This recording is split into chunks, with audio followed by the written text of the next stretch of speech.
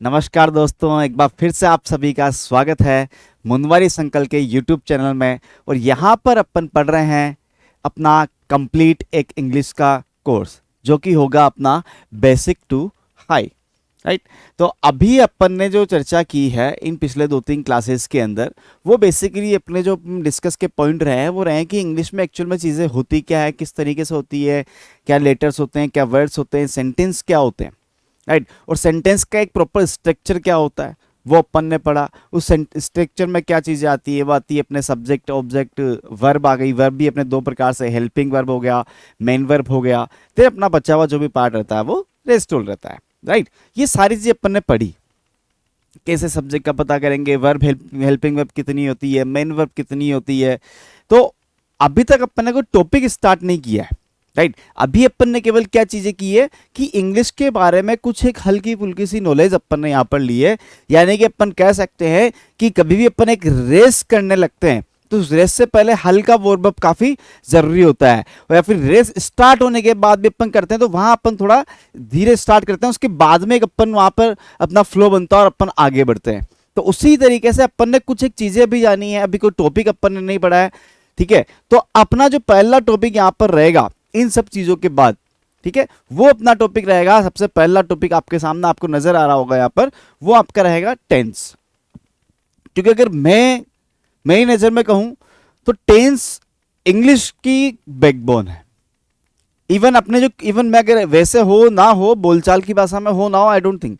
ठीक है। लेकिन अगर अपन बात करते हैं कंपटीशन एग्जाम्स की या इंग्लिश ग्रामर की, तो वहां पर आपका टेंस बहुत ही ज्यादा इंपॉर्टेंट पार्ट है। अगर ये आपका अच्छे से कवर नहीं है ये आपका अच्छे से कवर नहीं है, तो मैं कहता हूं कि आपको काफी सारे ऐसे टॉपिक्स हैं जिनके अंदर आपको प्रॉब्लम्स आने वाली हैं। और ये अगर आपका क्लियर है तो काफी सारे ऐसे टॉपिक्स इंग्लिश के अंदर जिनमें आपको प्रॉब्लम्स आती हो वो प्रॉब्लम्स आएंगी ही नहीं। जैसे कि मैं एक एग्जांपल देता हूं। आपका एक टॉपिक है पैसिव वॉइस, ठीक है, एक्टिव पैसिव वॉइस या डायरेक्ट इनडायरेक्ट। इनमें क्या होता है, हम काफी सारे चेंजेस इधर से उधर चेंजेस करते हैं। सब्जेक्ट को ऑब्जेक्ट के स्थान पर लाते हैं, ऑब्जेक्ट को सब्जेक्ट के स्थान पर लाते हैं, पर्सन्स में चेंज करते हैं, सारी चीज करते हैं। ठीक है। लेकिन उसके अंदर सबसे इंपॉर्टेंट पार्ट जो आता है चेंज करने का, वो आता है आपके टेंस में चेंजेस। राइट। अगर आपको टेंस का नॉलेज ही पूरा अच्छे से नहीं है कि कौन सी हेल्पिंग वर्ब किसकी है या कहां पर किसको किस तरीके से यूज करना है, कौन सी हेल्पिंग वर्ब केवल अकेली आती है, कौन सी हेल्पिंग वर्ब केवल उस टेंस में आती है, यानी कि आप केवल हेल्पिंग वर्ब और मेन वर्ब को देख करके आप ये पता लगा लें कि एक्चुअल में टेंस है कौन सा। राइट। तो ये जब तक आप पता नहीं लगा पाएंगे तब तक आप एक्टिव से पैसिव के अंदर जब बनाएंगे वहां आप टेंस में चेंजेस नहीं कर पाएंगे। राइट। दूसरा, direct indirect. Right. Direct indirect, तो ये दो टॉपिक अपने यहां पर हो चुके हैं। कौन से? डायरेक्ट इनडायरेक्ट एक यहां पर आपका हो चुका है। ठीक है। अब इसके अंदर अपना क्या रहेगा, इसके अंदर अपना डायरेक्ट इनडायरेक्ट में क्या रहता है कि अपन चेंज करते हैं काफी सारी चीजों में, लेकिन एक पार्ट वहां पर आता है वो आपका रहता है, वो क्या होता है, वो आपका होता है टेंस में चेंजेस। फिर से, तो अगर आपके टेंस कवर नहीं है तो आप डायरेक्ट इनडायरेक्ट भी अच्छे से कवर नहीं कर सकते हैं। और इवन मैंने देखा है कि कई बार तो ऐसा होता है कि जो ये टॉपिक्स आपके जो डायरेक्ट इनडायरेक्ट के पैसिव वॉइस के बच्चों को समझ में नहीं आते हैं। क्यों? कि हो सकता है काफी टीचर्स या आपने जो पढ़ा है, कहीं आप खुद भी अगर बुक से पढ़ने लगते हैं तो आप क्या करते हैं कि यार डायरेक्ट इनडायरेक्ट क्या है, 5 नंबर का आ रहा है, पैसिव वॉइस 5 नंबर का आ रहा है, तो अपन पहले इस टॉपिक को कर लेते हैं, जो कि गलत है। ठीक है। अपन यहां पर चलेंगे सिक्वेंस वाइज। कैसे चलेंगे? Sequence wise. तो अपनी जो सबसे ज्यादा क्लासेस रहने वाली वो रहने वाली टेंस की। ठीक है। क्यों? टेंस को आपको समझना है, आपने अंदर रमा लेना है, रटना नहीं है, उसको समझना है कि वो अपने अंदर रम जाए। आपको नींद में भी अगर कोई पूछ ले, आपको नींद में भी अगर पूछ ले कि ये किस टेंस का सेंटेंस है, तो आप बता दें। ठीक है। या यहां पर क्या चीज होगी, यहां कौन सी हेल्पिंग वर्ब आएगी, यहां कौन सी मेन वर्ब आएगी, तो आप वहां बता दें। उनके हिंट वर्ड्स देख के, सेंटेंस को देख के, सेंटेंस का भाव समझ के, इन सब या क्या क्या डिफरेंसेस इनमें होते हैं वो सारी चीज समझ के अगर आपने टेंस को अच्छे से कवर कर लिया, तो आपके मैं बताना चाहूंगा कि कितने सारे टॉपिक्स है जो आपके यहां पर कवर होने वाले हैं केवल टेंस से। किसमें? कॉम्पिटिशन एग्जाम्स के अंदर। राइट। देखिए यहां पर मैं आपसे बात करूं तो सबसे पहले मैंने आपको यहां पर लिखा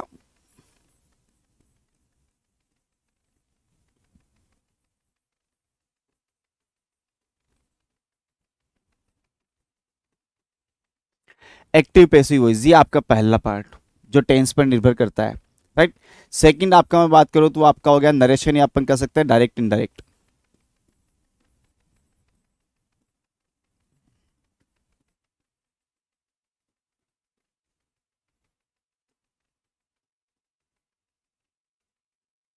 ओके, देन आपका एक और इंपॉर्टेंट पार्ट इसके अंदर आता है, वो आपका आता है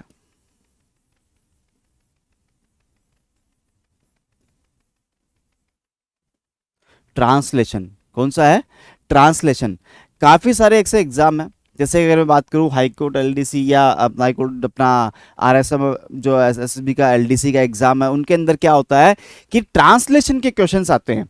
यानी आपको सेंटेंस लिखा होगा हिंदी में और आपको उसका ट्रांसलेशन करना है इंग्लिश में, उसके 4 ऑप्शन है, आपको वहां पर ढूंढना है। तो जब तक आप ये नहीं समझेंगे कि हिंदी वाला सेंटेंस क्या कहना चाह रहा है, क्या उसको आप इंग्लिश में ट्रांसलेट कर सकते हैं? नहीं। और वही चीजें आपको बताना चाहूंगा कि इस टेंस टॉपिक से जो ट्रांसलेशन क्वेश्चन आते हैं 5 क्वेश्चन आते हैं उस एग्जाम में। कितने आते हैं? ठीक है, जो इंग्लिश वाले पार्ट के अंदर रहते हैं, और 5 क्वेश्चन रहते हैं जो आपके हिंदी वाले पार्ट में रहते हैं। इनमें ऐसा होता है, एक के अंदर क्या होता है, हिंदी में लिखा होगा, इंग्लिश आपको वहां पर फाइंड आउट करना 4 ऑप्शन में से। एक जगह इंग्लिश लिखा होगा, 4 ऑप्शन में से हिंदी फाइंड आउट करना है। तो अगर आपको टेंस अच्छे से कवर है तो आप इजीली ये 10 सवाल वहां पर कवर कर सकते हैं। और मैं कहता हूं कि वहां पर इसके अंदर एक भी आपके ऐसा सवाल नहीं होगा इन 10 सवालों के अंदर जो आपका वहां पर कवर ना हो सके, अगर आपके टेंसेस काफी अच्छे हैं, राइट। ओके, ये चीजें आ गई इंपॉर्टेंट। ठीक है, इसके बाद में एक आता है आपका ट्रांसफॉर्मेशन।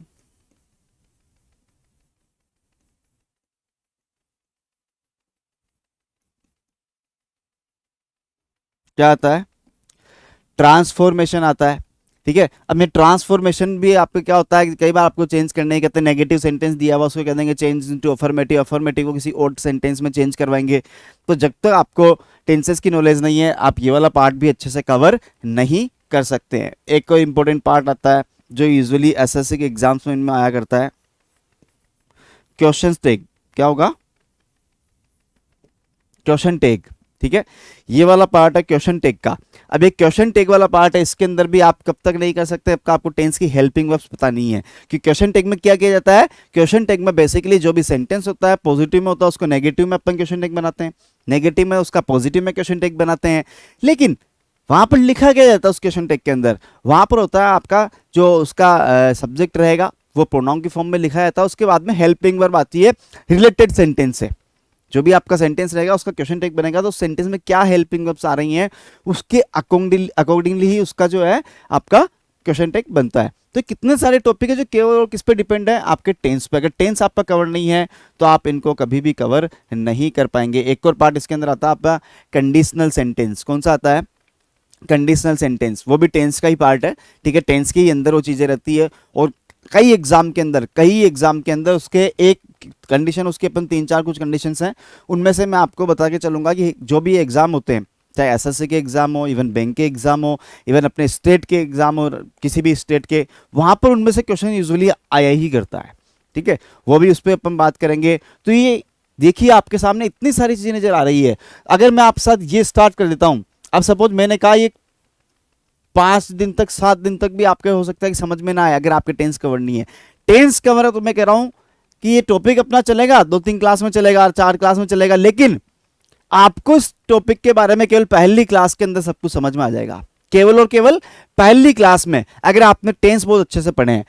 डायरेक्ट इनडायरेक्ट हो सकता है कि अपनी 3-4 दिन की इसकी क्लासें चलें, 5 दिन की क्लासें चलें, लेकिन आपको जो इसकी सारी गणित है 90% जो आपका, मैं कह रहा हूं कि केवल पहली क्लास के बाद में आपको सारा कवर हो जाएगा। क्यों? क्योंकि आपका टेंस अच्छे से कवर है।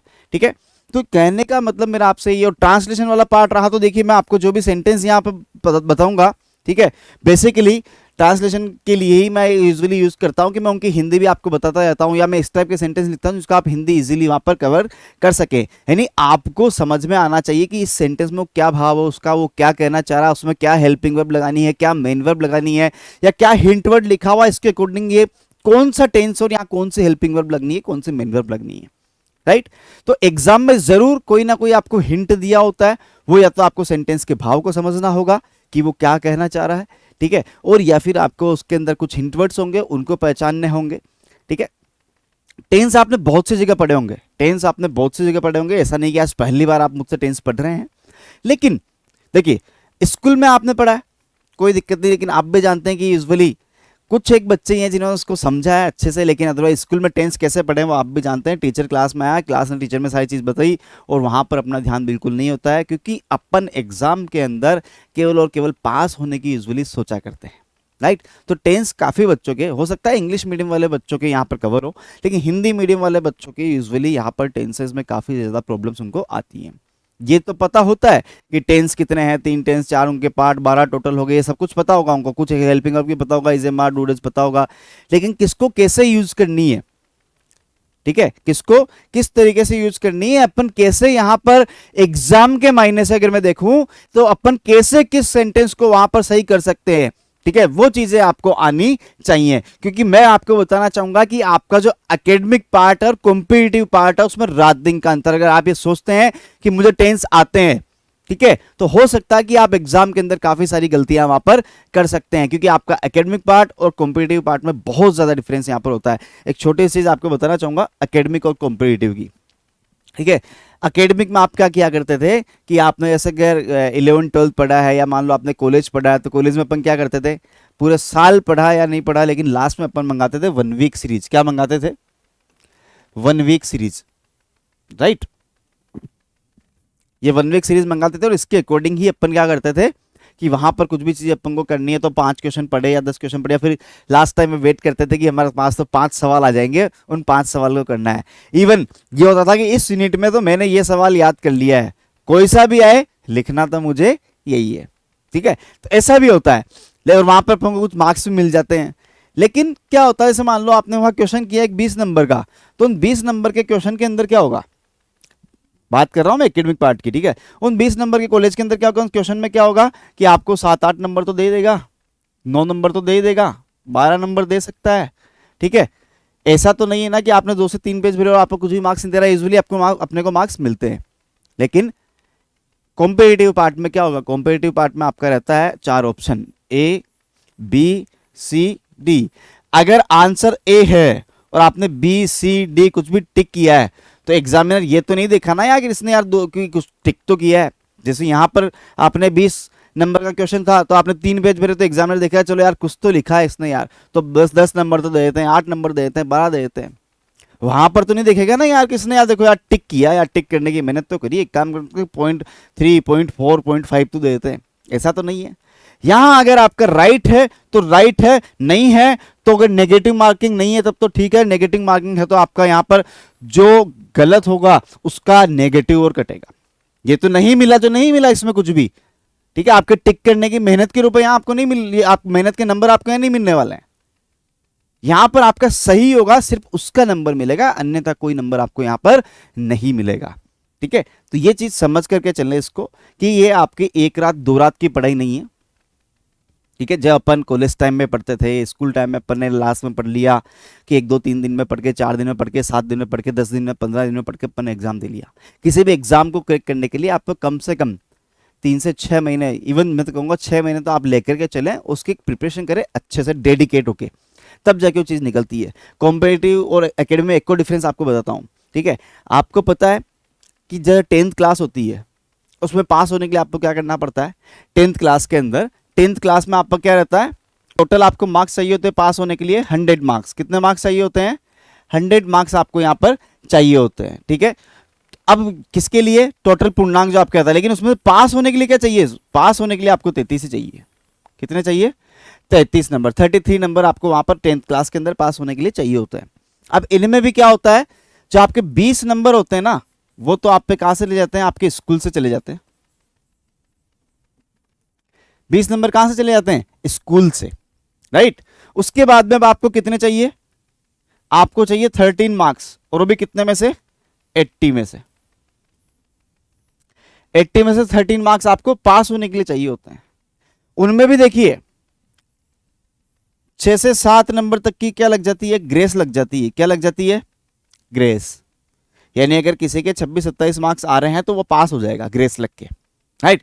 तो आपको कितने लाने रहे? अगर मैं 7 नंबर की ग्रेस मानता हूं तो आपको कितने नंबर लाने रहे? 6 नंबर। कितने में से? 80 में से। अगर आप 80 में से 6 नंबर भी लेकर के आ रहे हो ना, 80 में से 6 नंबर भी लेके आ रहे हो तो आप उस सब्जेक्ट में पास हो जाओगे। 20 नंबर स्कूल वालों ने भेज दिए, आपके 6 नंबर आए, 7 नंबर आए और आपके 6-7 नंबर की ग्रेस लग गई, आप पास हो गए, राइट। तो फिर देखिए तरीका कि आप कैसे वहां पर पास हो सकते हो एकेडमिक पार्ट के अंदर। लेकिन क्या बताइए, 80 में जो 6 नंबर ला रहा है उसको क्या इस चीज की नॉलेज है, क्या इस सब्जेक्ट की नॉलेज है, क्या क्या 80 में 6 नंबर लाने वाला एग्जाम कभी एग्जाम क्रैक करेगा क्या, इसको नॉलेज उस सब्जेक्ट की नहीं है तो नहीं करेगा ना आगे कॉम्पिटिटिव के अंदर। तो आपको ध्यान रखना कि यहां पर ऐसा नहीं होता है। यहां पर आपका जो अगर 80 नंबर का है तो आपको 80 का 80 नंबर ही आना चाहिए, ठीक है। तैयारी आपकी पूरी 80 की होनी चाहिए। उसके बाद जाकर के हो सकता है कि आपके एग्जाम के अंदर कुछ ऐसे सवाल हुए जो आपको आते हुए गलत हो गए, कुछ चीजें आपको नहीं आई है, तो वहां पर अपना पार्ट बनता है और वहां से अपन जो है कट ऑफ के अंदर आते हैं, ठीक है। कंपटीशन के अंदर एकेडमिक को डिफरेंस क्या है, वहां पर क्या होता है कि अपन ने जैसे स्कूल है तो स्कूल में क्या होते हैं, मान लो 10th क्लास के अंदर 50 बच्चे हैं, क्या कोई एग्जामिनर कहता है कि मैं तो उन 50 बच्चों को आगे भेज के रहूंगा, एक को तो फेल करके रहूंगा, नहीं ना। वहां 50 बच्चों ने एग्जाम दिया तो 50 के 50 ही नेक्स्ट क्लास में जा सकते हैं, राइट। लेकिन क्या कॉम्पिटिटिव में ऐसा है, नहीं। बच्चे लाखों बैठते हैं, पोस्टें वहां पर है 2000, कितनी है, बच्चे लाखों बैठे हैं, पोस्टें वहां पर 2000, तो जो इन टॉप 2000 के अंदर आएगा वही तो एग्जाम क्रैक करेगा ना, राइट। हो सकता है कि उन लाखों व्यक्तियों में से तैयारी से 5000 व्यक्तियों ने की हो जो बहुत बढ़िया तैयारी की है, बाकी 95 लोग, मान लो 1 लाख विद्यार्थी बैठे हैं, 95,000 जो लोग हैं उन्होंने कोई अच्छी प्रिपरेशन नहीं की है, करी है, फॉर्म भरा है लेकिन एग्जाम देने आ रहे हैं, लेकिन 5000 व्यक्तियों ने तो बहुत अच्छी तैयारी की होगी ना, एटलीस्ट, ये तो आप भी मानते हैं, राइट। तो इन 5000 व्यक्तियों में से भी सिलेक्ट तो केवल कितने होने, 2000 होने। और जो 2000वें नंबर पे होगा और जो 2001 पे होगा ना, उसके नंबरों में कोई खास अंतर नहीं होगा, मात्र कुछ पॉइंट का अंतर होगा, एक नंबर भी नहीं, कुछ पॉइंट का अंतर होगा, राइट। तो ये आपको ध्यान, तो क्या इसका मतलब क्या वो 2001 पे जो आ रहा है क्या वो कैपेबल नहीं है जॉब लेने के लिए, वो कैपेबल है, लेकिन वो क्या नहीं हो सका, वो 2000 के अंदर नहीं आ सका, ठीक है। क्योंकि 2000 जो उससे मात्र एक अगर कदम आगे है, ठीक है, एक पॉइंट नंबर उससे आगे है, तो वो उसका सिलेक्शन हो रहा है लेकिन उसका नहीं हो रहा। क्यों, कितनी अच्छी तैयारी करी हो लेकिन आपको आना पड़ता है टॉप में, और टॉप में आप ये जो पार्ट है ना 6 वाला इस तरीके से नहीं आ सकते। जो आपका पार्ट है ना 1 वीक वाला, 3 दिन 5 दिन 10 दिन, वैसे आप कभी नहीं आ सकते। इसके लिए आपको डेडिकेटेडली आपको प्रिपरेशन यहां पर करनी होगी, ठीक है। आपको जो पढ़ा है उसको रिवाइज करना होगा, जो आपने यहाँ पर चीज़ें समझी है उनकी एक्सरसाइजेज आपको करनी होंगी, तब जाके आपका टॉपिक कवर होता है। और वही नहीं, आपकी लाइफ में ऐसी कोई सी भी चीज़ हो, ऐसी कोई सी भी चीज़ हो जिसमें अगर आज आप एक्सपर्ट हैं तो आपने उसको निश्चित रूप से एक अच्छा समय दिया होगा, विथ डेडिकेशन, विथ इंटरेस्ट, ठीक है। तो यहां पर भी आपको वही करना है, ठीक है। और मैं कह रहा हूं कि इन क्लासेस के बाद में जो अपना पूरा एक कोर्स रहेगा, इन क्लासेस के बाद में मैं कह रहा हूं कि आपकी काफ़ी सारी चीज़ें कवर हो जाएंगी, ठीक है। इंग्लिश पूरा आपका कवर हो जाएगा, कहीं आपको जाने की जरूरत नहीं है। टेंस आपने, मैंने कहा, स्कूल में भी पढ़ा होगा, स्कूल से बात स्टार्ट हुई थी, स्कूल में पढ़ा होगा, देन आपने कहीं ट्यूशन भी लिया होगा, या फिर आपने कॉलेज टाइम में देखा होगा, या फिर आपने कंपटीशन में भी तैयारी की होगी। तो स्कूल में हम ध्यान से पढ़ते नहीं है, बाद में अपन पढ़ने लगते हैं ढंग से, तो अपन पढ़ते हैं कंपटीशन टाइम पे। तो हो सकता है कि वहाँ पर आपको क्योंकि आप ऑब्वियसली बात है कि कंपटीशन में जा रहे हैं तो 12th बाद या ग्रेजुएशन बाद आप वहाँ जाने लगेंगे, तो टीचर भी आपको उस लेवल से नहीं पढ़ाता है, वो ऊपर ऊपर का आपको पढ़ाता है, 1 दिन 2 दिन 3 दिन में टेंस खत्म, राइट। अंडरस्टैंड, यही होता है बेसिकली। लेकिन अपन ये मान के चलें, यहां पर अपन करेंगे टेंस का पोस्टमार्टम। क्या करेंगे, टेंस का पोस्टमार्टम, क्योंकि टेंस के ऊपर मैंने अभी आपको बताया कि काफी सारे टॉपिक्स जो हैं अपने, वो डिपेंड करते हैं टेंस के ऊपर, ठीक है। और टेंस यदि आपका कवर है तो आपको इन टॉपिक्स में नहीं, जो दूसरे टॉपिक होंगे ना उनमें भी आपको प्रॉब्लम नहीं आएंगी, राइट। तो ये अपन को यहाँ पर कवर करना है, टेंस का पोस्टमार्टम करना है। अपन एक एक तरीके से, बहुत अच्छे तरीके से क्लासेस अपन लेंगे यहाँ टेंस की, ठीक है। Okay, done.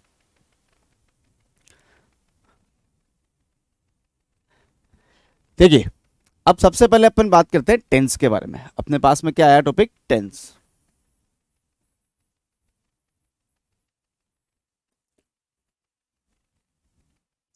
ठीक है। अब ये टेंस क्या होते हैं, किस तरीके से होते हैं, कितने होते हैं, वो आपको मैं बताना चाहूंगा, ठीक है। पहली बात तो अपने टेंस से कितने प्रकार के होते हैं बताओ, टोटल अपने टेंस हो गए 3 प्रकार के, ठीक है। कौन कौन से, अपना हो गया प्रेजेंट, अपना हो गया पास्ट, अपना हो गया फ्यूचर, राइट। इन तीनों के कितने कितने पार्ट होते हैं? चार चार पार्ट होते हैं, ठीक है, चार चार पार्ट होते हैं। वो चार चार पार्ट कौन से हैं इनके? इनका पहला रहता है सिंपल, या अपन कह सकते हैं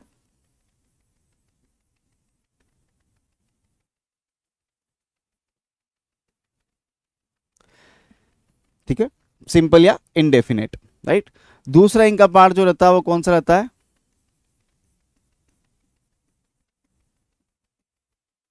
कंटिन्यूअस। तीसरा जो इनका पार्ट रहता है वो कौन सा रहता है? परफेक्ट। और उसके बाद में अपना पार्ट रहता है वो कौन सा रहता है? परफेक्ट कंटिन्यूअस, ठीक है। अपने टोटल टेंस है तीन, प्रेजेंट पास्ट फ्यूचर, और सभी के अंदर एक एक पार्ट अपना रहेगा। वो क्या रहेगा? प्रेजेंट सिंपल, उसके बाद में प्रेजेंट कंटिन्यूअस, कंटिन्यूअस के बाद में प्रेजेंट परफेक्ट और present perfect continuous. Same past में जाएंगे past simple, past continuous, past perfect continuous. Future में जाएंगे फ्यूचर सिंपल या फ्यूचर इंडेफिनेट, या फिर उसके बाद अपन बात करेंगे तो फ्यूचर कंटिन्यूअस, फ्यूचर परफेक्ट और फ्यूचर परफेक्ट कंटिन्यूअस। नहीं, चार चार पार्ट सब में है, ठीक है। अब यहाँ पर जो चार पार्ट है यहाँ है, ठीक है, प्रेजेंट पास्ट और टेंस क्या होता है? टेंस बेसिकली हमारी जो भी बोलचाल की शैली होती है, ठीक है, उसमें जो भी चीजें हो रही होती है वो किस टेंस के अंदर ही आती है, ठीक है। जैसे कि अपन क्या करते हैं, अभी मैं बात कर रहा हूं, अभी मैंने एक सेंटेंस क्या कहा, अपन क्या करते हैं, और प्रेजेंट का सेंटेंस हो गया। मैं आपको कोई बात सुनाने लगूंगा कि उसने मुझे ऐसा कहा, ऐसा सा हुआ, कोई स्टोरी अपन सुनाते हैं जब चार लोगों के बीच में बैठते हैं, वो क्या होती है अपनी? वो पास का हो गया। अपन कुछ भी प्लान बनाएंगे, कुछ भी योजना अपन बनाएंगे कि मैं आने वाले टाइम में ऐसा करूंगा, मैं ऐसा करूंगा, मैं ये कर दूंगा, मैं वहां जाऊंगा, मैंने ऐसा कर दिया, ठीक है, तो ये अपनी चीजें क्या हो गई? फ्यूचर की हो गई।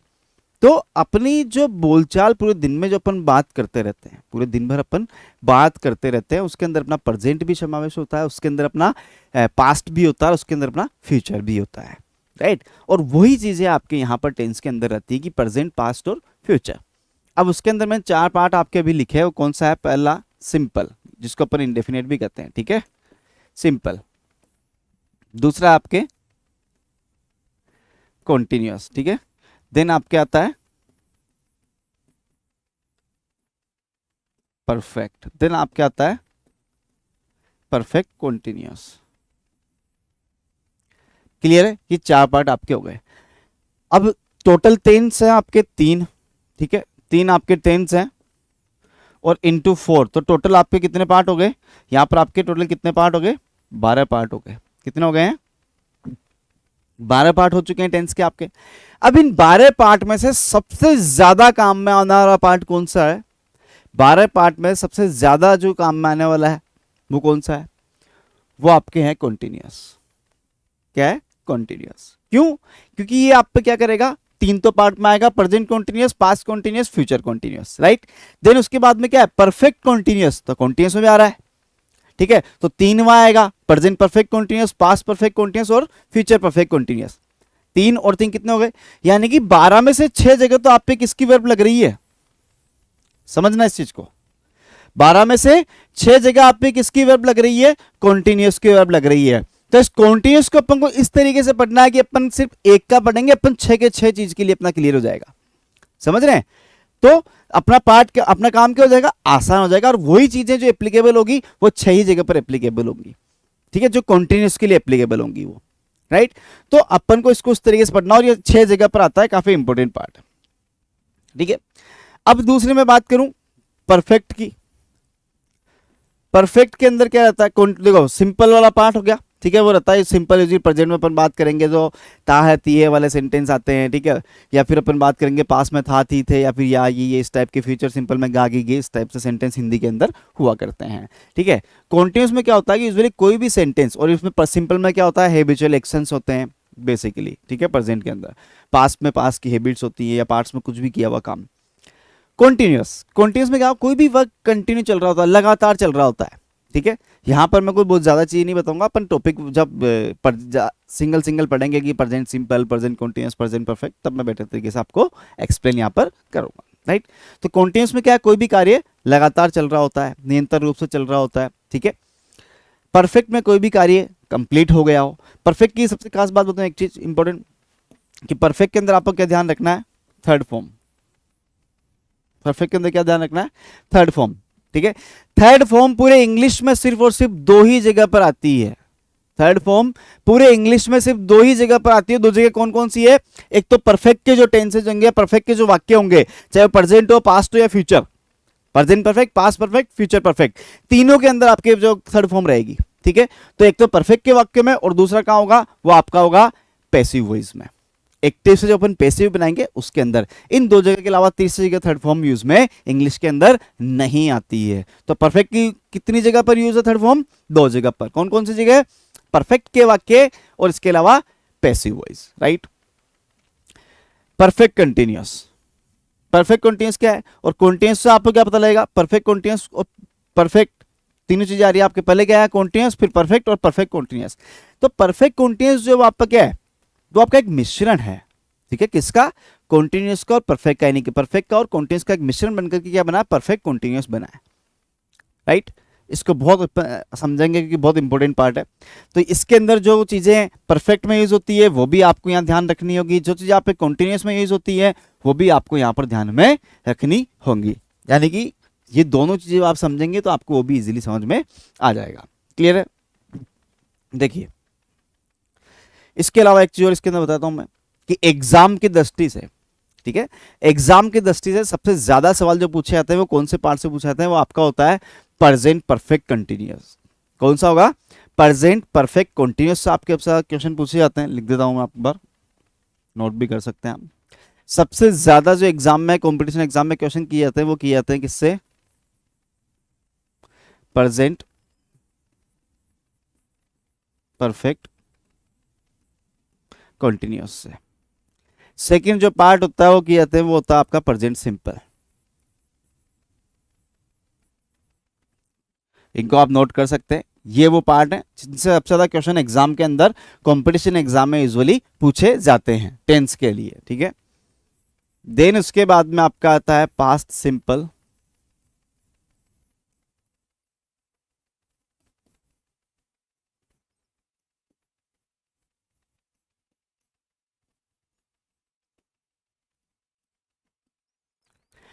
ये चार पार्ट वो हैं जो एग्जाम की दृष्टि से बहुत ज्यादा इंपॉर्टेंट है, जिनके ऊपर काफी सारे क्वेश्चन एग्जाम के अंदर पूछे जाते हैं रिपीटेडली।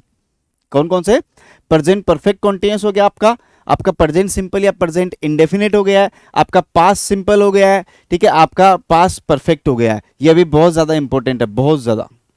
जिसमें भी अगर मैं चार में भी मैं बात करूं तो ये फर्स्ट नंबर है, उसके बाद में सेकंड नंबर ये पूछा जाता है, थर्ड नंबर पे ये, और फोर्थ पे ये पास्ट सिंपल। ये चार चीजें आपके बहुत इंपॉर्टेंट हैं, ठीक है। और अपन चार नहीं, अपन 12 के 12 पार्ट को बहुत ही इंपॉर्टेंट तरीके से समझेंगे, ताकि आपके सामने कभी भी केवल टेंस ही नहीं, केवल टेंस से रिलेटेड जो आपके टॉपिक्स है वही नहीं, इंग्लिश में कहीं भी कुछ भी लिखा हो, ठीक है, कहीं भी बात हो रही हो, कहीं भी कुछ चीज सोल्व करनी हो, तो वहां पर आपको टेंस बहुत काम आने वाला है। टेंस और टेंस के बाद में सब्जेक्ट वर्ब एग्रीमेंट, दो चीज अपन जैसे कवर करेंगे, अपना इंग्लिश का आधा काम खत्म, ठीक है। चलिए स्टार्ट करते हैं अपन प्रेजेंट टेंस से, ठीक है, ओके। यहां पर अपन बात करते हैं प्रेजेंट टेंस की, ठीक है। सबसे पहले स्टार्ट करेंगे अपन टेंस में, प्रेजेंट टेंस।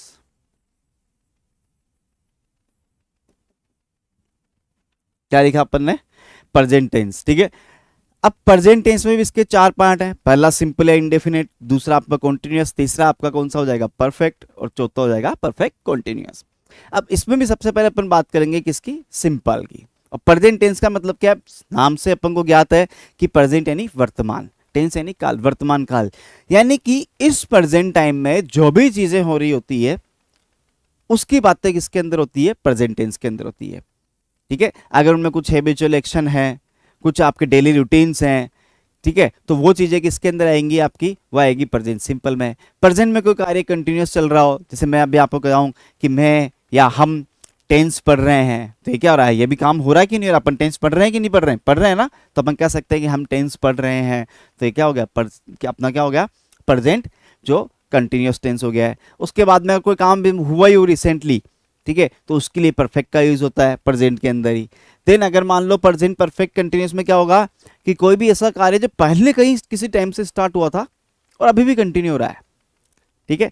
जैसे मैंने कहा कि हम पिछले आधे घंटे से पढ़ रहे हैं, हम पिछले आधे घंटे से पढ़ रहे हैं, तो काम स्टार्ट कब हुआ था? आधे घंटे पहले, लेकिन अभी भी हम क्या कर रहे हैं? पढ़ रहे हैं। तो ये आपका क्या हो गया? Perfect tense, perfect continuous tense हो गया, राइट। तो अब अपन पढ़ते हैं एक एक चीज के बारे में। इसमें सबसे पहले अपन लगा देते हैं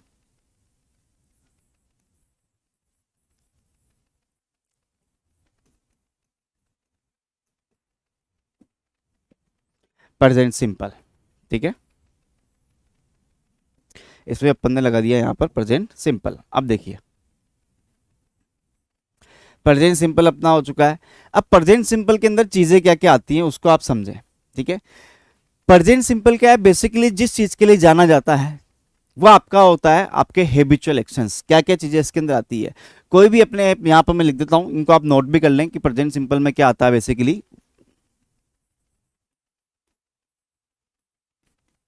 इनको आप नोट कर सकते हैं।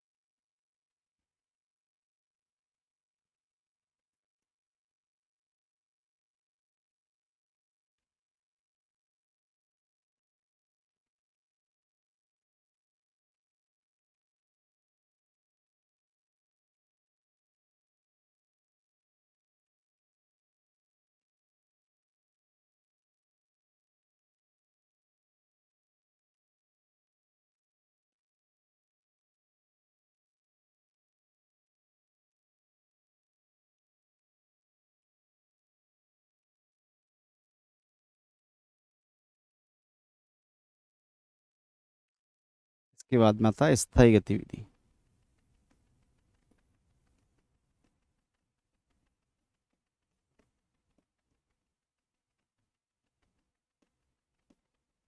नोट कर लें इनको।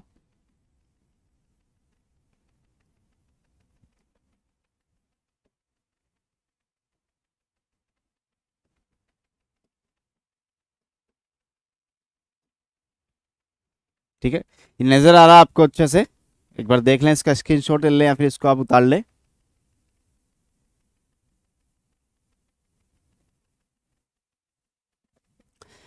क्लियर है? अब अपन इनको समझते हैं, समझिए।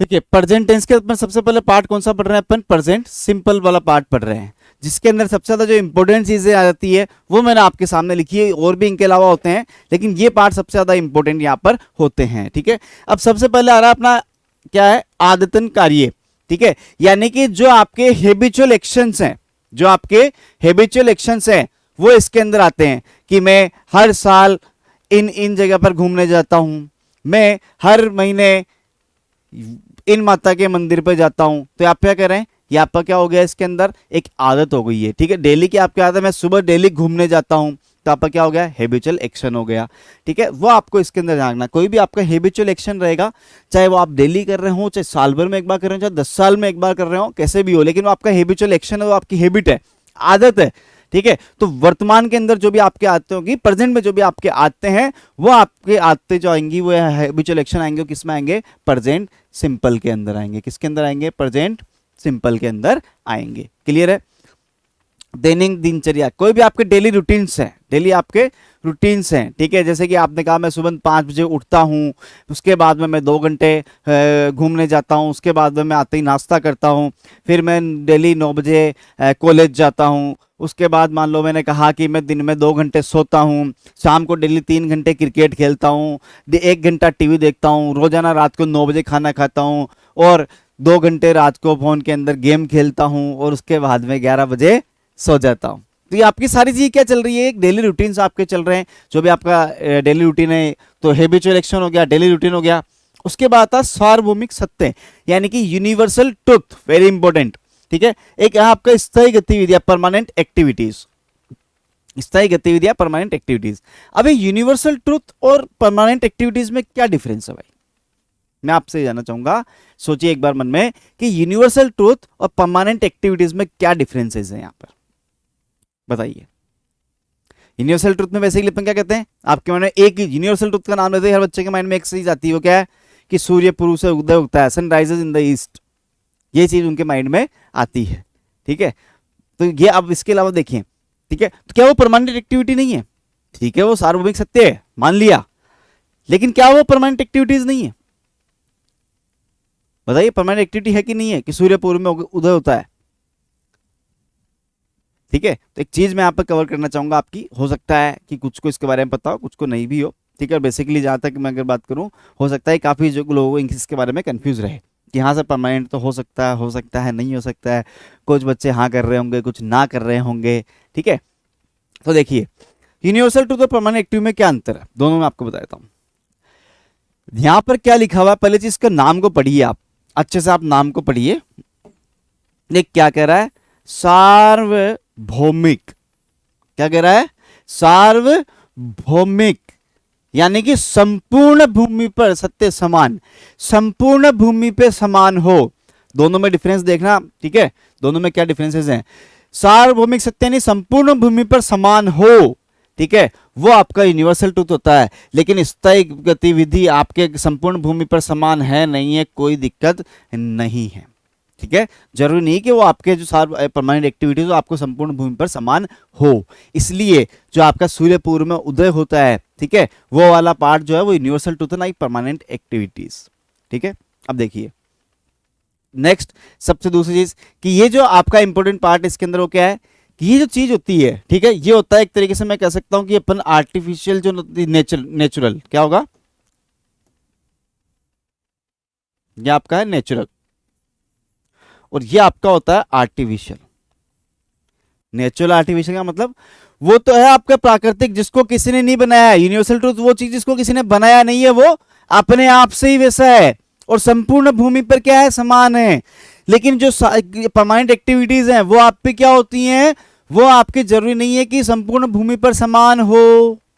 दूसरी चीज वो आपका क्या होता है, किसी न किसी के द्वारा बनाया हुआ होता है, यानी कि वो नियम वैसा बनेगा या कुछ ऐसी चीज होगी जो एक्टिव जो परमानेंट हुई है वो किसी न किसी ने करी है, वो प्राकृतिक नहीं है कि अपने आप हो गई, ठीक है। लेकिन ये जो चीज है यहाँ पर अपना कौन सा यूनिवर्सल ट्रूथ, ये संपूर्ण भूमि पर समान भी है और ये आप पे क्या है, नेचुरल है, किसी ने बनाया नहीं है। लाइक एग्जाम्पल मैं आपको देता हूं, समझिए।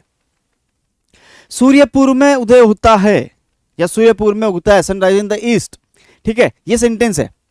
अब एक चीज बताओ, ऐसा तो नहीं है ना कि अगर संपूर्ण भूमि में समान होने की बात कर रहा हूं, पहले ऐसा तो नहीं है कि अपने भारत में, अपने इंडिया में ये पूर्व में उग रहा है, दिन अपन गए पाकिस्तान में तो वहां पश्चिम में है, अपन गए साउथ अफ्रीका वहां दक्षिण में है, अपन गए न्यूजीलैंड या ऑस्ट्रेलिया वहां उत्तर में है। ऐसा तो नहीं है। कहीं भी आप जाएंगे पूरे वर्ल्ड में, कहीं भी जाएंगे, सूर्य का जो राइज होगा, सन का जो राइज होगा वो कहां होगा, ईस्ट में होगा, ठीक है, पूर्व में होगा। तो ये क्या है आपका सार्वभौमिक सत्य। दूसरी चीज ये क्या है, क्या किसी ने बनाया, कोई तारीख लिखी कि आज इतनी इतनी इतनी डेट से, फलाना ढिकड़ा डेट से सूर्य पूर्व में उगने लगेगा, लिखा है किसी ने, नहीं लिखा ना, ठीक है। तो ये अपना क्या है, नेचुरल है, राइट। एक और एग्जांपल मैं आपको देता हूं यहीं पे। मैंने कहा कि एक लकड़ी का जो टुकड़ा है, लकड़ी का टुकड़ा पानी में तैरता है, लकड़ी का टुकड़ा पानी में तैरता है, ठीक है। तो वहां पर अगर ये आपका क्या हो गया, एक तरीके से अपना यूनिवर्सल ट्रूथ है, क्योंकि लकड़ी का टुकड़ा क्या है, संपूर्ण भूमि पर समान है। अब आपने कहा साहब ये तो मैं एक बार चेक करना चाहूंगा कि ये संपूर्ण भूमि पर समान है कि नहीं है, ठीक है। आपने क्या किया, घर में गए, घर में एक बाल्टी के अंदर एक लकड़ी का टुकड़ा डाला, तो वो लकड़ी का टुकड़ा बाल्टी में क्या कर रहा था, तैर रहा था। देन आपने क्या कह रहे थे, मेरे घर की बाल्टी है, कहीं और जगह डालूंगा, हो सकता है वहां ना तैरे। तो आप आपके आसपास में कोई नदी थी, जैसे मान लो बनास नदी में आप गए, वहां बनास नदी में आपने जाकर के डाला, पर वहां भी वो तैर रहा था। क्या रहे, तो मेरे ही यहाँ की नदी है यार, मेरे राज्य की नदी है, यहाँ नहीं, मैं दूसरी जगह जाता हूँ, देखिए इंडिया में कोई और जगह जाता हूँ। आप गए गंगा नदी में, गंगा नदी में आपने उस लकड़ी के टुकड़े को डाला, क्या वहां पर वो तैरेगा कि नहीं तैरेगा, तैरेगा। हाँ चला मैं भारत की, मैं बाहर जाऊंगा कभी, आप गए मिस्टर नील नदी, वहां पे आपने डाला, तो भी वो टुकड़ा क्या करेगा, तैरेगा, राइट। तो कहने का मतलब क्या है कि वो संपूर्ण भूमि पर क्या है, समान है। और क्या किसी ने कोई तारीख दी, किसी ने कुछ साइन किया, कुछ एग्रीमेंट किया कि इस दिन से स्टार्ट हो जाएगा, लकड़ी का टुकड़ा पानी में तैरना स्टार्ट हो जाएगा? नहीं किया, वो क्या है, नेचुरल है। तो अंतर समझ में आया आपको सार्वभौमिक सत्य और परमानेंट एक्टिविटीज में। अब परमानेंट एक्टिविटीज क्या हुई कि ये वो चीजें आपकी क्या जरूरी नहीं है कि संपूर्ण भूमि पर समान हो, और ये आर्टिफिशियल रहती है, जो किसी न किसी द्वारा बनाई हुई वापस कभी बंद भी हो सकती है।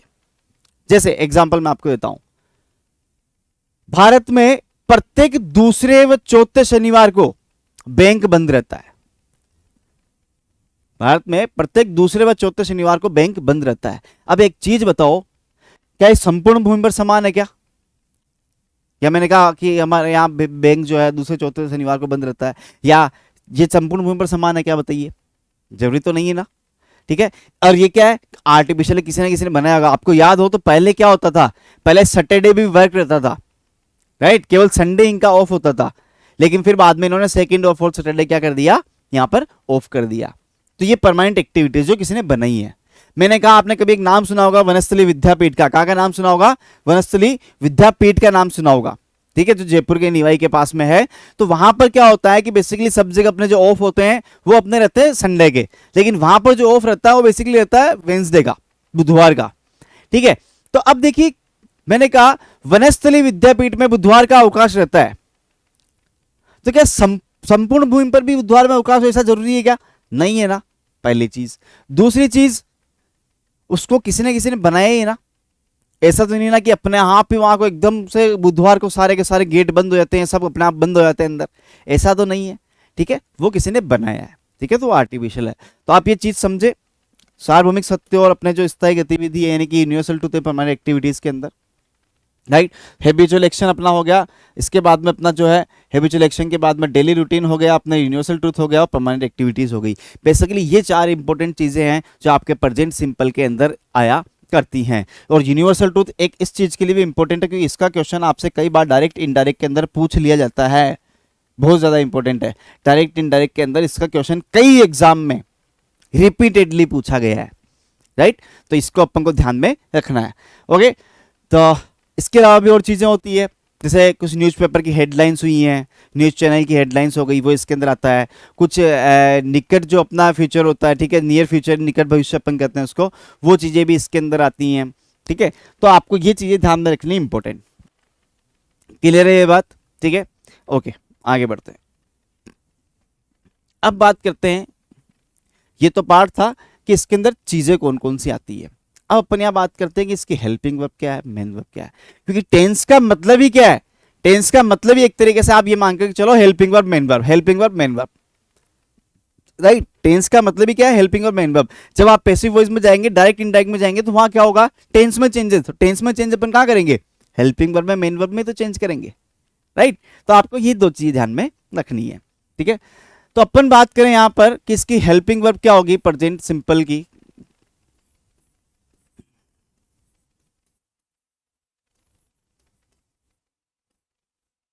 और उसके बाद में यहां पर मेन वर्ब।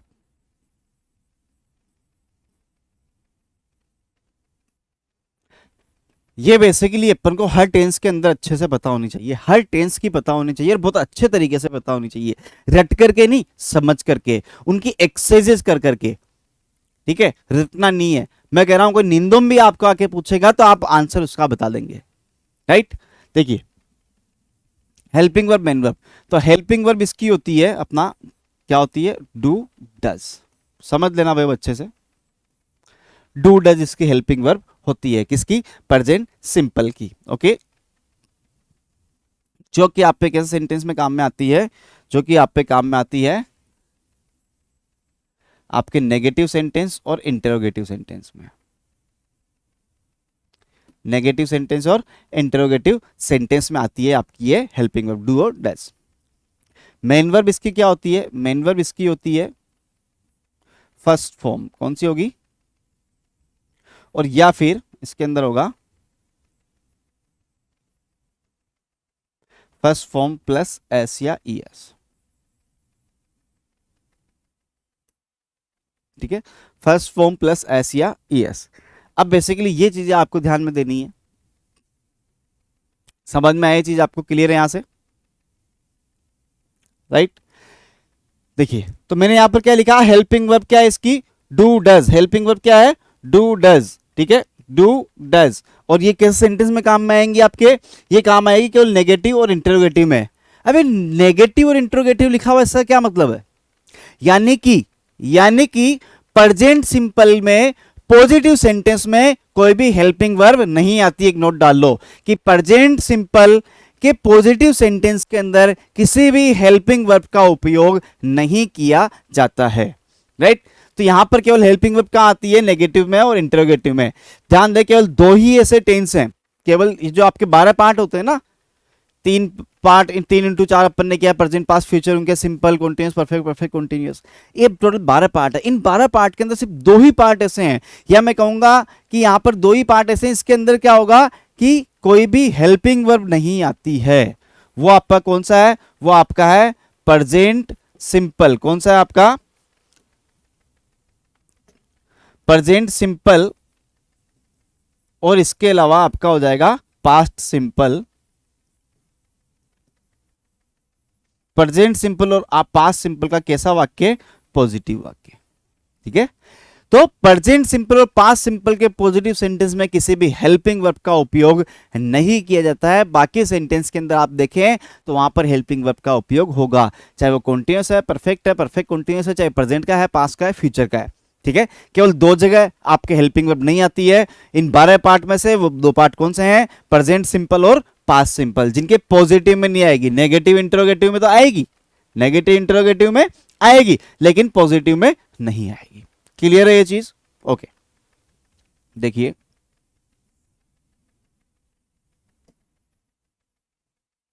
नेक्स्ट अपन देखते हैं यहां पे कि यहां पर आपके लिखा हुआ है नेगेटिव और इंटरोगेटिव, ठीक है, उसमें आपकी हेल्पिंग वर्ब आएगी डू और डज, ठीक है।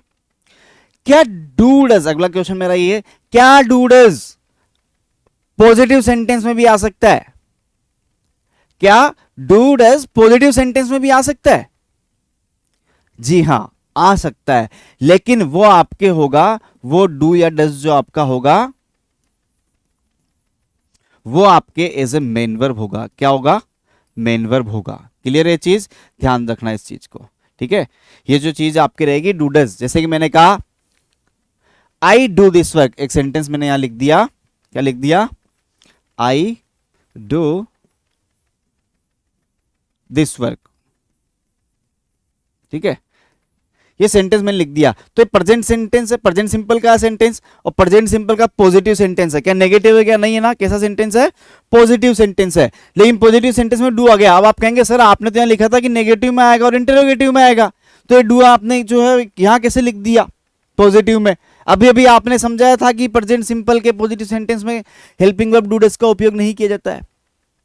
बिल्कुल मैंने सही कहा, यहां पर ये डू हेल्पिंग वर्ब नहीं है, यहां पर डू क्या आपकी मेन वर्ब है, यहां पर डू आपकी कौन सी है, मेन वर्ब का कार्य कर रही है, ठीक है। किसका कार्य कर रही है, मेन वर्ब का। अगर हेल्पिंग वर्ब होती तो आगे क्या होती, इसके मेन वर्ब होती। तो देखिए आई डू, क्या डू के बाद में दिस वर्ब जो लिखा हुआ है ये कहीं से भी मेन वर्ब नजर आ रही है, क्या नहीं है, तो यहां पर ये डू ही क्या है, मेन वर्ब है।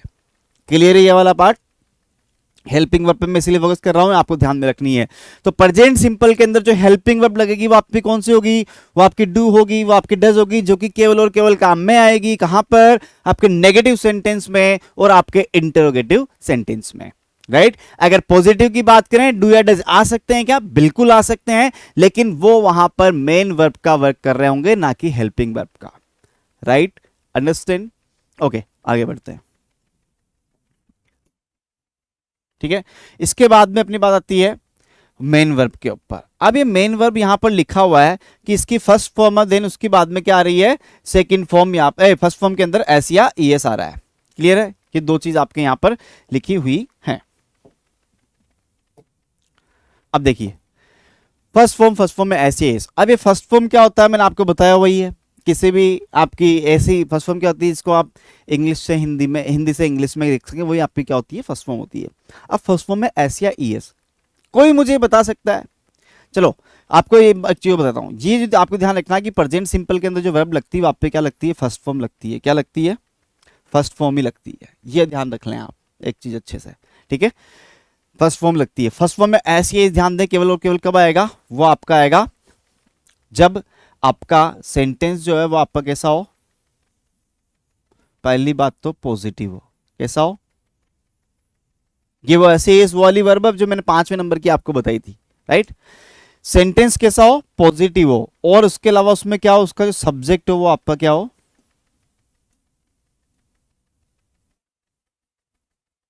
सिंगुलर हो।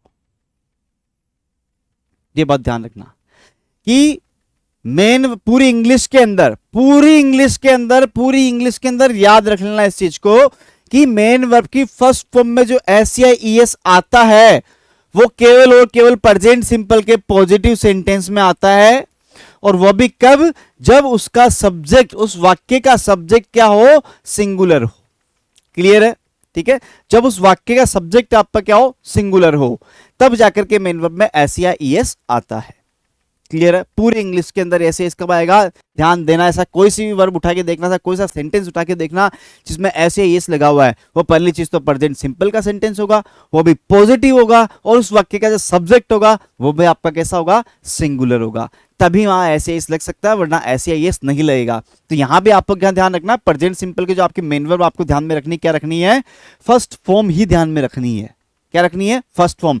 बस इतना ध्यान दें, अगर पॉजिटिव सेंटेंस है और सब्जेक्ट सिंगुलर है तो फर्स्ट फॉर्म के अंदर क्या कर दो, एस या एस लगा दो, बाकी सब जगह पर वो कैसे रहने वाली है, वो आपकी फर्स्ट फॉर्म ही रहने वाली है, चाहे वो सेंटेंस पॉजिटिव हो या नेगेटिव हो, इंटरोगेटिव हो, इंट्रोनेगेटिव हो, कैसा भी हो, राइट। अभी अपन आगे भी देखेंगे उस चीज को।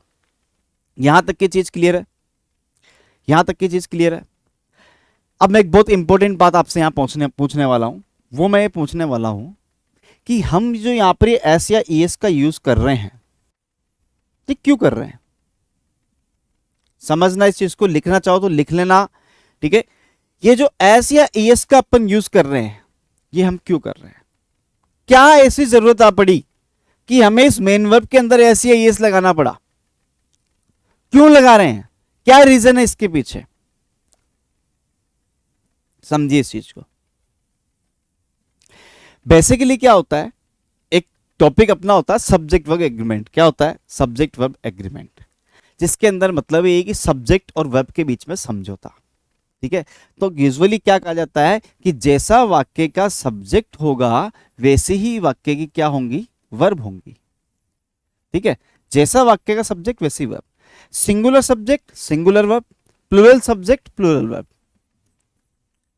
सिंगुलर सब्जेक्ट है तो अपनी वर्ब भी कैसी रहेगी, वर्ब भी अपनी रहेगी सिंगुलर। अगर आपका प्लूरल सब्जेक्ट है तो आपकी वर्ब भी कैसी रहेगी, आपकी रहेगी प्लूरल, ठीक है। क्लियर है, तभी तो अपन यूज करते हैं। अगर मैं आपको यहां मैंने लिखा ही, और ही के साथ में मैं आपको देता हूं इज या आर में से आप क्या यूज करेंगे, या मैंने दे दिया आपको दे, तो दे यहां पर है तो दे के साथ में इज या आर में से आप क्या यूज करेंगे, या मैंने दे दिया वी, तो आप वोज या वर में से क्या यूज करेंगे, यहां मैंने दे दिया आपके कोई भी नेम, जैसे कि मैंने दे दिया यहां पर मोहित, तो आप ये हेज और हेव में से कौन सी चूज करेंगे, ठीक है। ये आपके मैंने यहां पर लिखी हुई है। ही सिंगुलर है कि प्लूरल है, सिंगुलर है, तो अपन क्या यूज कर रहे हैं, इज यूज कर रहे हैं। दे क्या है, प्लूरल है, तो अपन क्या यूज करते हैं इसके साथ में, आर करते हैं। वी क्या है, प्लूरल है, तो अपन क्या यूज करेंगे, वर यूज करेंगे। मोहित, मोहित क्या है, सिंगुलर है, किसी पर्सन का नाम है, तो अपन वहां पर क्या यूज करेंगे, सिंगुलर यूज करेंगे। अगर यहां पर मैं बात करूं डू और डज की, ठीक है, किसकी, डू और डज की, जो यहां पे मैंने आपको लिखाया है, तो डू का यूज किसके साथ काम में आता है, ये आपका प्लूरल के साथ में रहता है, किसके साथ, प्लूरल सब्जेक्ट के साथ। डज किसके साथ काम में आता है, आपका सिंगुलर सब्जेक्ट के साथ। क्लियर है, डज का आएगा सिंगुलर के साथ, ही के साथ डज होगा, लेकिन क्या दे के साथ, यू के साथ डज हो सकता है, नहीं हो सकता। अगर होगा तो क्या हो जाएगा, गलत हो जाएगा। अगर यहां पर आप ही के साथ में आर कर दें तो क्या ये वाक्य सही है, नहीं है, क्यों गलत हो जाएगा। क्यों क्यों गलत होगा, जरा बताना एक बार, क्यों गलत होगा, हेल्पिंग वर्ब भी तो है, लगा दो कोई सी भी, क्या दिक्कत है, नहीं। क्योंकि यहां पर इज का यूज होता है वो सिंगुलर के लिए होता है। सिंगुलर सब्जेक्ट है तो आप पे क्या लगेगा, इज लगेगा। प्लूरल है तो आप पे क्या लगेगा, आर लगेगा। ऐसे यहां दे है, दे के साथ इज कर देंगे तो क्या हो जाएगा, गलत हो जाएगा, क्योंकि सब्जेक्ट तो प्लूरल है और आपने हेल्पिंग वर्ब कैसी लगा दी, सिंगुलर। यहां सब्जेक्ट प्लूरल है और अगर अपन वॉज कर देंगे तो हेल्पिंग वर्ब कैसी हो जाएगी, सिंगुलर। तो अपने जो ये चीज लिखी थी कि सिंगुलर के साथ सिंगुलर वर्ब, प्लूरल के साथ प्लूरल वर्ब, ये चीज अपने क्या हो जाएगी, गलत हो जाएगी। मोहित के साथ में हेज लग रहा है क्योंकि मोहित सिंगुलर है तो अपन ने क्रिया भी कैसी लगाई, सिंगुलर के साथ सिंगुलर। लेकिन यदि वहां मोहित के साथ में मैं यूज कर लेता हूं हैव, तो सब्जेक्ट सिंगुलर और आपका क्रिया कैसी हो गई, वर्ब कैसी हो गई, प्लूरल, तो क्या हो जाएगा, गलत हो जाएगा, राइट। तो इसीलिए वहां पर जो अपन एस या ईएस की बात मैं आपसे कर रहा हूं कि फर्स्ट फॉर्म में अपन जो ये एस या ईएस लगाते हैं, फर्स्ट फॉर्म में जो एस या ईएस अपन लगाते हैं, ये बेसिकली क्या होता है, क्यों लगाया जाता है, क्योंकि आपके यहां पर क्या होगा, मैंने इतनी सारी वर्ब आपके लिखी थी, अभी कौन कौन सी लिखी थी, मैंने आपके लिख दिया था, यहां पर इज लिख दिया, आर लिख दिया, फिर उसके बाद मैंने यहां पर वोज लिख दिया, वर लिख दिया, मैंने यहां पर आपके हेज लिख दिया, फिर आपके हेव लिख दिया, उसके बाद में डू था, डज था, इतनी सारी चीजें लिख दी। तो अभी तक तो अपन को क्या इंडिकेट हो रहा है, अभी तक अपन को क्या इंडिकेट हो रहा था इन सेंटेंसेस के अंदर, कि आपको कोई ना कोई हेल्पिंग वर्ब मिल रही है, इसके साथ हेल्पिंग वर्ब अपन लगा सकते हैं। सिंगुलर के साथ सिंगुलर हेल्पिंग वर्ब लगा दी, प्लूरल के साथ प्लूरल हेल्पिंग वर्ब लगा दी। लेकिन प्रेजेंट सिंपल के अंदर क्या है, प्रेजेंट सिंपल के अंदर तो सेंटेंस कैसा होगा, पॉजिटिव ही रहेगा ना। पॉजिटिव सेंटेंस के अंदर क्या रहेगा कि आपका कोई भी हेल्पिंग वर्ब वहां पर नहीं आती है। प्रेजेंट सिंपल के पॉजिटिव सेंटेंस में कोई भी हेल्पिंग वर्ब नहीं है, तो आप ये वाली चीज तो डिसाइड ही नहीं कर सकते कि सिंगुलर है तो इज लगा दो, प्लूरल है तो आर लगा दो, ये डिसाइड तो नहीं कर सकते ना, क्योंकि अपने पास में हेल्पिंग वर्ब नहीं है। तो इसलिए यहां पर क्या होता है कि अपनी जो एस या ईएस का यूज करते हैं वो क्यों करते हैं, क्योंकि इसकी जो फर्स्ट फॉर्म होती है, तो देख लेना इनको, इसकी जो फर्स्ट फॉर्म होती है वो एक तरीके से प्लूरल फॉर्म में होती है। किस फॉर्म में होती है, ध्यान देना, इंपॉर्टेंट पार्ट है, ठीक है। इसका जो ये फर्स्ट फॉर्म होती है वो कौन से फॉर्म में होती है, प्लूरल फॉर्म में होती है, ठीक है। ये आपकी प्लूरल फॉर्म में होती है फर्स्ट फॉर्म, क्लियर है। तो अगर फर्स्ट फॉर्म प्लूरल फॉर्म में होती है, इसका मतलब क्या होगा कि जो प्लूरल सब्जेक्ट हैं, प्लूरल सब्जेक्ट के साथ में तो क्या आ जाएगा, फर्स्ट फॉर्म रहेगा। लेकिन सिंगुलर सब्जेक्ट जो होंगे आपके, उनके साथ में क्या होगा, फर्स्ट फॉर्म में अपन क्या लगाएंगे, एस या ईएस। और मैं आपसे यही पूछा था कि एस या ईएस क्यों लगाएंगे, सवाल भी मेरा आपसे यही था, सवाल भी यहां मैंने आपसे वही किया था कि ये एस या ईएस जो लगा रहे हैं अपन क्यों लगा रहे हैं। क्यों का कारण अपने सामने क्या आया कि सब्जेक्ट जो होता है उसके अकॉर्डिंग वहां पर उसकी क्या लगती है, वर्ब लगती है, सिंगुलर के साथ सिंगुलर, प्लूरल के साथ प्लूरल, सब जगह पर अपने पास में हेल्पिंग वर्ब्स मौजूद है। इसलिए अपन क्या कर सकते हैं, यूज कर सकते हैं सब्जेक्ट को देख करके वैसी वर्ब। लेकिन अब अगर मैं बात करूं प्रेजेंट सिंपल की, तो वहां पॉजिटिव सेंटेंस में हेल्पिंग वर्ब होती नहीं है, तो अपन चूज नहीं कर सकते, इजार की तरह, हेजेव की तरह, डूडस की तरह, वोजवेज की तरह चूज तो नहीं कर सकते ना। तो यहां पर क्या होता है कि मेन वर्ब में, इंपोर्टेंट पार्ट, मेन वर्ब में एस या ईएस इसीलिए लगाया जाता है कि उस क्रिया को हम सिंगुलर बना सकें, उस क्रिया को हम सिंगुलर बना सकें। क्योंकि मैंने अभी आपको लिखाया कि जो इसकी फर्स्ट फॉर्म होती है वो आपकी कौन सी फॉर्म में होती है, हमेशा प्लूरल फॉर्म में होती है। फर्स्ट फॉर्म जो होती है वो किस में होती है, प्लूरल फॉर्म में।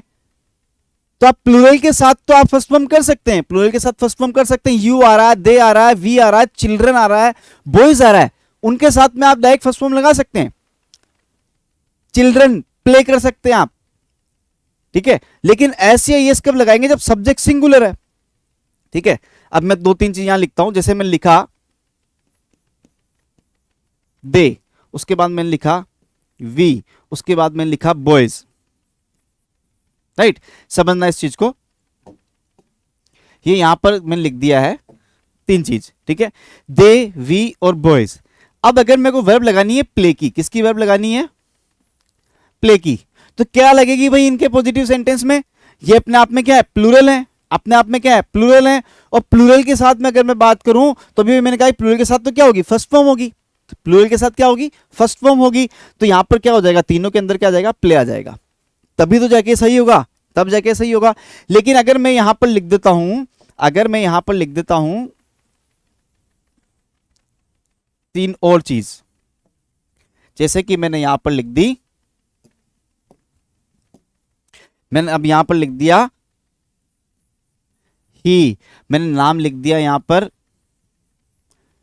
रोहित, और अब मैंने लिख दिया यहां पर बॉय। समझना है, बहुत इंपॉर्टेंट पार्ट है ये पार्ट, मैंने यहां पर लिख दिया है। ठीक है, तो दे, वी और बॉय के साथ अपन यूज कर रहे हैं प्ले। क्यों? क्योंकि ये प्लूरल है, और आपकी प्लूरल होगी तो वो क्या है, फर्स्ट फॉर्म के साथ में क्या आएगी, फर्स्ट प्लूरल होगा तो वहां क्या आएगा, आपका फर्स्ट फॉर्म ही आएगा। क्लियर है? लेकिन अब सब्जेक्ट तीनों के तीनों आप पे कैसे हैं, सिंगुलर है, सिंगुलर है। अगर अब वापस यहां पे आप प्ले लिख दें, एक चीज मुझे बताएं, तो गलत हो जाएगा कि नहीं हो जाएगा? ही के साथ आर लगाने वाली बात हो जाएगी कि नहीं हो जाएगी?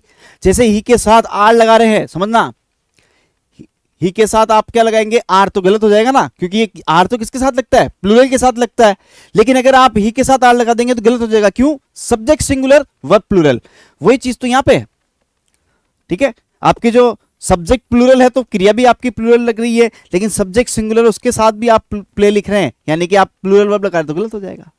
तो अपन क्रिया में एस या ईएस, क्रिया में एस या ईएस अपन सिर्फ इसीलिए लगाते हैं कि वो वर्ब आपकी सिंगुलर हो जाए और सिंगुलर सब्जेक्ट के साथ में काम में आ सके। तो यहां पर इन तीनों के साथ में जो वर्ड लगेगा वो आपका क्या लगेगा, वो आपका लगेगा प्लेज। क्या लगेगा? प्लेज। क्लियर है ये चीज? उम्मीद करता हूं ये चीज आपको समझ में आई होगी, राइट। देखिए, तो ये चीज आपको यहां पर समझ में आई कि क्यों अपन ऐसे इस लगाते हैं। ठीक है, जो अपनी बात चल रही थी वो इसके ऊपर चल रही थी, इस जगह पर, कि आपकी हेल्पिंग वर्ब जो है वो आप पे कौन सी होती है, डू होती है और डज होती है। डू का यूज होता है प्लूरल के सब्जेक्ट के साथ, डज का होता है सिंगुलर सब्जेक्ट के साथ। नेगेटिव और इंटरोगेटिव सेंटेंस में ही आपकी प्रेजेंट सिंपल में हेल्पिंग वर्ब्स आती हैं, पॉजिटिव में नहीं आती है। ठीक है, पॉजिटिव में क्या रहेगा, पॉजिटिव में आपका फर्स्ट फॉर्म रहेगा डायरेक्ट, या फिर फर्स्ट फॉर्म में एस या ईएस रहेगा। और ध्यान दे, एस या ईएस पूरी इंग्लिश में केवल कब आएगा, जब उसका सेंटेंस कैसा हो, पॉजिटिव हो प्रेजेंट सिंपल का, और उसका सब्जेक्ट कैसा हो, सिंगुलर हो। क्लियर है? और ये मैंने आपको बता दिया कि अपन ये एस या ईएस का उपयोग क्यों करते हैं, एस या ईएस का उपयोग अपन क्यों करते हैं, क्या रीजन है उसका ऐसा। ठीक है, क्यों? क्योंकि अपना क्या होता है कि सब्जेक्ट सिंगुलर है, और ऐसा नियम है कि सिंगुलर सब्जेक्ट के साथ सिंगुलर वर्ब, प्लूरल के साथ प्लूरल वर्ब। तो अपन क्या करते हैं, सिंगुलर सब्जेक्ट को सही बनाने के लिए, उसकी क्रिया को सही बनाने के लिए मेन वर्ब में ऐसे इस लगाते हैं, ताकि वो क्रिया आपकी क्या बन जाए, सिंगुलर बन जाए। ध्यान दें, एक और पार्ट, किसी भी नाउन के अंदर यदि अपन एस या ईएस जोड़ते हैं, ठीक है, तो वो आपका प्लूरल बन जाता है। क्या बन जाता है? वो आपका प्लूरल बन जाता है। लेकिन यदि किसी भी वर्ब के अंदर यदि अपन एस या ईएस जोड़ते हैं तो वो आपकी सिंगुलर बन जाती है। ठीक है, बॉय में आपने एस जोड़ा, बॉयज कैसा हो गया, प्लूरल हो गया। कंपनी आपने जोड़ा एस या ईएस तो कंपनीज हो गया, क्या हो गया, प्लूरल हो गया।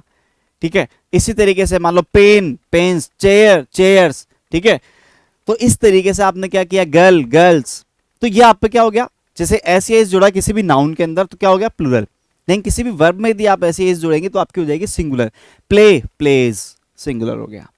स्लीप, स्लीप्स, गो, गोज, उसी से बना आपका डू या डज। ध्यान दें, उसी से बना आपका डू या डज। ठीक है, एक्चुअल वर्ड आपका क्या है, डू है। क्या है, डू है। इसको सिंगुलर अपन ने किया तो क्या हुआ, यहां पर आपका हो गया डज। ये आपका ईएस इसके अंदर लग गया। क्या जोड़ना है, एस या ईएस जोड़ना है ना, तो इसके अंदर ईएस जुड़ चुका है। क्या जुड़ चुका है, यहां पर ईएस जुड़ चुका है, तो यहां पर क्या हो गया, डज हो गया। क्लियर है यहां तक की बात? ठीक है, तो ये चीज उम्मीद करता हूं आपके समझ में आई होगी यहां तक की। ठीक है, कि प्रेजेंट सिंपल के अंदर जो हेल्पिंग वर्ब होती है वो आपकी क्या होती है, वो आपकी होती है डू या डज। और डू या डज जो होता है आपका केवल और केवल नेगेटिव सेंटेंस में काम आता है as a helping verb. Main verb की तरह पॉजिटिव में भी काम में आ सकता है। पहली चीज, मेन वर्ब इसके साथ में क्या होती है, आपकी फर्स्ट फॉर्म या फर्स्ट फॉर्म में एस या एस। तो पूरे इंग्लिश में जो एस या एस लगेगा कहां लगेगा, वो आपका लगेगा किस जगह पर, वो आपका लगेगा जहां पर आपके प्रेजेंट सिंपल का सेंटेंस पॉजिटिव हो, और पॉजिटिव में भी उसका सब्जेक्ट कैसा हो, सिंगुलर हो। और ऐसे ही अपन क्यों लगाते हैं, उसका सब्जेक्ट सिंगुलर है और यहां पर अपने पास में कोई हेल्पिंग वर्ब पॉजिटिव सेंटेंस में नहीं है, तो उसी को सिंगुलर बनाने के लिए, वर्ब को सिंगुलर बनाने के लिए यहां पर यूज किया जाता है मेन वर्ब में एस या ईएस का। तब जाकर के एक लेवल मेंटेन होता है कि सिंगुलर सब्जेक्ट के साथ में सिंगुलर वर्ब का यूज यहां पर हो जाता है। क्लियर है? ठीक है, तो आगे अपन नेक्स्ट क्लास के अंदर इसी के ऊपर डिस्कस करेंगे। आज इतना सा पार्ट इसमें पढ़ेंगे, कल अपन ये भी पढ़ेंगे कि एस या ई एस आप जो लगाते हैं वो कैसे लगाते हैं, क्या एस या ई एस होता है, किसके साथ एस लगेगा, किसके साथ ई एस लगेगा, किसके साथ आई एस लगेगा, देन इनका क्या स्ट्रक्चर रहता है, किस तरीके से सेंटेंस बनते हैं प्रेजेंट सिंपल के, और उसके बाद में उनकी काफ़ी सारी एक्सरसाइजेज अपन यहाँ पे करेंगे। तो उम्मीद करता हूँ यहाँ तक की चीज़ें आपके समझ में आई होंगी, और अगर आपको कुछ भी दिक्कत आती है, कोई चीज़ समझ में ना आए, तो आप कमेंट बॉक्स के अंदर मुझे लिख सकते हैं, कुछ भी आप क्वेरी आप भी कर सकते हैं। यहाँ पर आपको अपना जो कोचिंग है उसका आपको नंबर मिल जाएगा, लिंक मिल जाएगा, वेबसाइट मिल जाएगी, वहाँ अगर आपको कुछ इश्यू आ रहा है आप वहाँ पर भी कॉन्टेक्ट कर सकते हैं, ठीक है। बट मन में डाउट नहीं रखना है, चीज़ें आप भी क्लियर हो, ये सबसे बेहतर है, ठीक है। तो यहीं से अपन इस टॉपिक को नेक्स्ट क्लास के अंदर कंटिन्यू करेंगे। जय हिंद, जय भारत, धन्यवाद।